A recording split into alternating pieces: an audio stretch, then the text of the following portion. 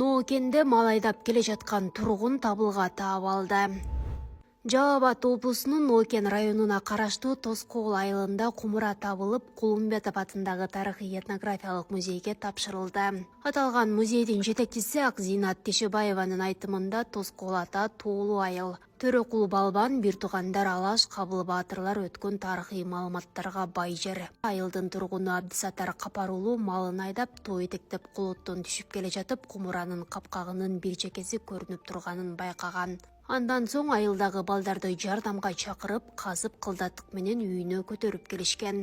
Кумуранын узундугу 1 метр 4 сантиметр, оозу 41 сантиметр, ортоңку айланасы 2 метр 16 сантиметр, түбү 1 метр 12 сантиметр, капкагы 26 сантиметр. Музейде кумуранын түрлөрү көп, бирок мындай чоң кумура жок. Музей үчүн бул чоң жаңылык болду.